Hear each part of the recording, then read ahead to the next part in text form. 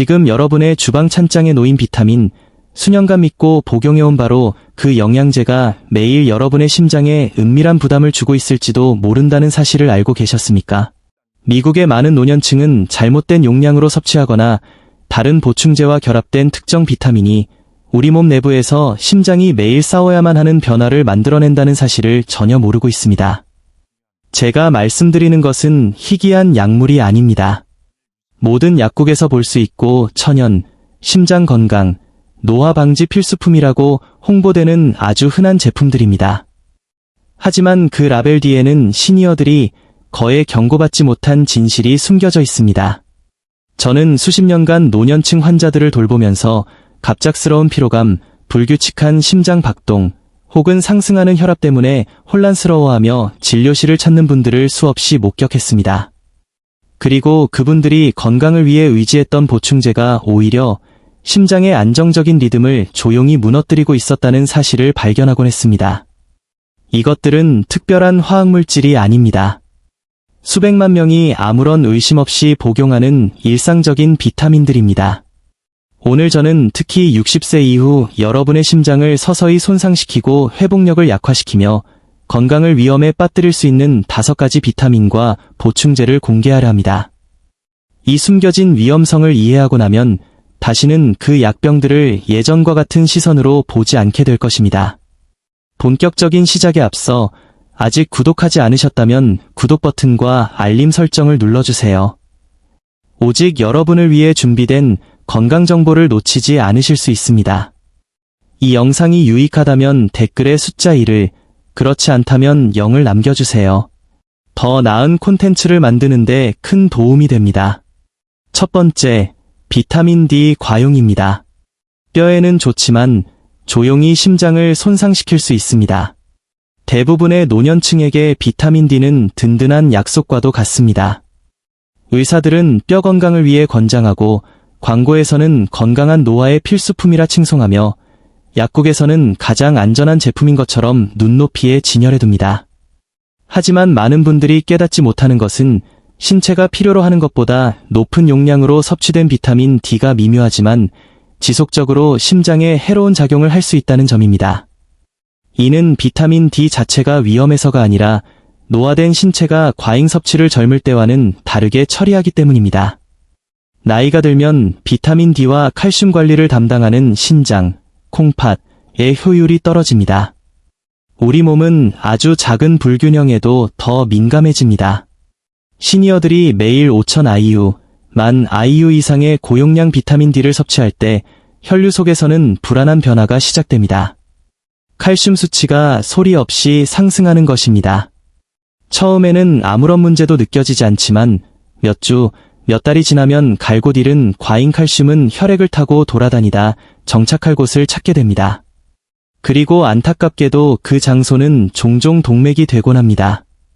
미네랄 침전물로 서서히 막혀가는 파이프처럼 점차 딱딱해지고 좁아지며 유연성을 잃어가는 혈관을 통해 피를 뿜어내려고 애쓰는 여러분의 심장을 상상해 보십시오.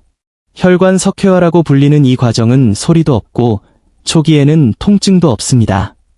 하지만 해가 갈수록 혈관을 조여오며 어느 날 심장이 감당할 수 없는 수준의 저항에 직면하게 만듭니다. 혈압은 서서히 오르고 심장 박동은 무겁게 느껴지며 피로감은 예전보다 훨씬 빨리 찾아옵니다. 많은 시니어 환자분들이 이를 두고 심장이 지친 것 같다 라고 표현합니다. 더 심각한 것은 칼슘 수치가 너무 높아지면 수십 년간 여러분을 살게 했던 심장의 전기 시스템, 즉 리듬이 불안정해질 수 있다는 점입니다. 어떤 분들은 가슴이 철렁 내려앉는 느낌, 맥박이 건너뛰는 증상, 혹은 예고 없이 심장이 빠르게 뛰는 경험을 하게 됩니다. 또 다른 분들은 다리 부종, 가벼운 활동 후의 숨가쁨, 혹은 한 번도 느껴본 적 없는 가슴 압박감을 호소합니다. 이것들은 단순한 노화의 징후가 아닙니다. 선의로 복용한 비타민 때문에 심장이 감당해야 할 것보다 훨씬 더 힘들게 일하고 있다는 신호입니다. 물론 비타민 D가 악당이라는 뜻은 아닙니다. 위험은 과용에 있습니다. 많을수록 좋다는 믿음, 친구나 광고의 권유로 무작정 섭취하는 습관이 문제입니다. 사실 노년층은 젊은 성인보다 이러한 불균형에 훨씬 취약하기 때문에 고용량 비타민 D는 심장에 있어 가장 기만적인 위험을 가진 보충제 중 하나입니다. 간단한 혈액 검사만으로도 복용이 필요한지 알 수 있지만 많은 분들이 확인하지 않습니다. 그저 매일 아침 습관처럼 알약을 삼키며 자신도 모르게 심장의 부담과 동맥 손상, 그리고 쉽게 되돌릴 수 없는 장기적인 피해를 준비하고 있는 것입니다. 비타민 하나가 동맥을 딱딱하게 만들고 생명을 지탱하는 장기를 약화시킬 수 있다면 안심시키는 라벨 뒤에 또 어떤 위험이 숨어 있을까요? 다음 내용은 더 놀라우실 겁니다. 아직 시청 중이시고 내용이 도움이 되신다면 댓글에 숫자 2를 남겨주세요. 이제 두 번째 요점으로 넘어가겠습니다. 두 번째, 비타민 E입니다. 항산화 방패로 알려져 있지만 서서히 심장을 손상시킬 수 있습니다. 수십 년간 비타민 E는 기적의 항산화제, 세포를 보호하고 젊음을 유지하며 심장을 튼튼하게 하는 조용한 수호자로 마케팅되었습니다. 수많은 노년층이 이 보충제가 가장 안전하다고 믿으며 매일 섭취했습니다. 그러나 시간이 흘러 심층적인 연구 결과들이 나오면서 무시하기 어려운 냉정한 진실이 드러났습니다. 고용량으로 섭취하거나 위약적 지도 없이 사용할 경우 비타민 E는 보호자에서 침묵의 파괴자로 돌변하여 더 이상의 부담을 견딜 수 없는 노화된 심장에 실질적인 압박을 줄 수 있습니다. 이 비타민이 기만적인 이유는 그 해로움이 갑작스럽게 찾아오지 않기 때문입니다. 날카로운 통증이나 극적인 증상으로 나타나지 않습니다. 대신 대부분의 시니어들이 상상하지 못하는 방식으로 혈액에 조용히 영향을 미칩니다. 비타민 E는 자연적으로 혈액을 묽게 만듭니다. 적정 수준에서는 해가 없지만 400IU, 800IU 이상의 고용량 보충제로 섭취하면 혈액이 지나치게 묽어질 수 있습니다. 특히 혈관이 이미 약해진 노년층에게는 그 영향이 강력합니다. 혈액이 과도하게 묽어지면 심장은 불확실하고 불안정한 상태에서 작동해야 합니다. 미세한 압력 변화에도 심장 박동이 불규칙해질 수 있습니다. 심지어 몸 내부의 작은 타박상이나 눈에 띄지 않는 출혈조차 심장에 과부하를 주는 스트레스 신호를 유발할 수 있습니다. 시간이 지나면서 이런 긴장은 가슴이 답답하거나 피로하고 숨이 차는 증상을 만드는데 시니어들은 이를 흔히 노화 탓으로 돌립니다. 하지만 원인은 노화가 아닙니다.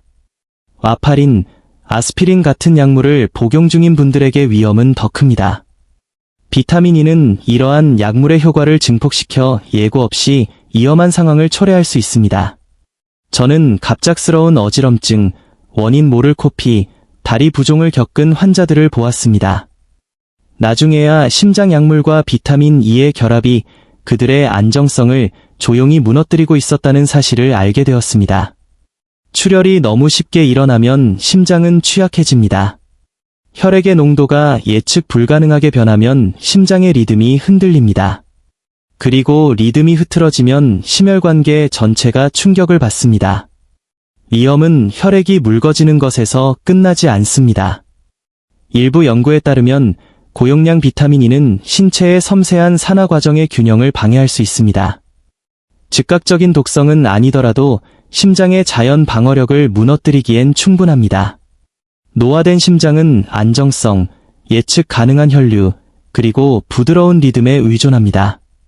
건강을 돕기 위해 섭취한 보충제가 불필요하게 많은 양일 경우 오히려 그 안정성을 조금씩 깎아내립니다. 가장 우려되는 점은 많은 분들이 식사나 종합 비타민을 통해 이미 충분한 비타민 E를 섭취하고 있다는 사실을 모른 채 별도로 또 섭취한다는 것입니다. 습관이나 막연한 기대감으로 구매한 두 번째 약병이 신체가 감당할 수 있는 수준을 훨씬 넘어게 만듭니다. 피로, 두근거림, 가벼운 가슴 불편감 같은 증상이 서서히 나타나기에 그저 늙어가는 과정이라 생각하기 쉽습니다. 하지만 나이가 든다는 것이 심장이 고통받아야 한다는 뜻은 아닙니다. 심장은 사려 깊은 보호를 받을 자격이 있습니다. 잘 알려진 항산화제조차 심혈관계에 숨겨진 압박을 가할 수 있다면 신경 기능이나 심장 리듬에 직접적으로 영향을 주는 비타민은 어떨까요? 다음 보충제는 바로 그런 잠재적 위험을 가지고 있습니다. 세 번째, 비타민 B6와 B12입니다. 에너지 비타민이라 불리는 이것들을 고용량으로 섭취할 때 심장을 조용히 손상시킬 수 있습니다. 비타민 B6와 B12는 활력을 높이고 기억력을 좋게 하며 신경 통증을 완화해 준다는 명성을 가지고 있습니다. 어떤 의사들은 신경병증을 위해 추천하고 친구들은 복용 후 더 젊어진 느낌이라고 말합니다. 그래서 많은 시니어들이 주저없이 매일 섭취합니다. 하지만 과도한 양을 섭취하거나 여러 보충제를 통해 중복 섭취할 경우 이 비타민들이 노화된 심장에 실질적인 압박을 주는 신체 내부 교란을 일으킬 수 있다는 사실은 상상조차 하지 못합니다. 위험은 알약 하나에서 오지 않습니다. 바로 축적에서 옵니다. 신경지원 영양제 속에 B6, 종합비타민 속에 B12, 피로회복제와 기억력 영양제에 들어있는 또 다른 비비타민들. 머지않아 60대, 70대, 80대 어르신들은 신체가 편안하게 처리할 수 있는 양을 훨씬 초과하여 섭취하게 됩니다. 이 비타민들은 수용성이지만 노화된 신체는 처리 속도가 느립니다. 신진대사가 변하고 신장의 효율이 떨어지며 신경은 더 약해집니다. 이미 안정성을 유지하기 위해 애쓰고 있는 심혈관계는 모든 불균형을 예전보다 더 강렬하게 느낍니다.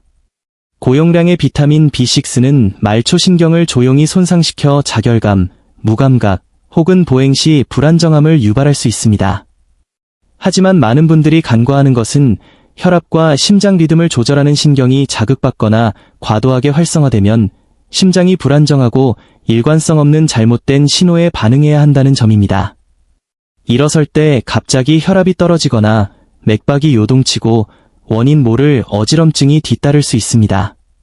이런 변화는 노화처럼 느껴질 수 있지만 실은 균형을 잃은 시스템이 보내는 초기 신호입니다.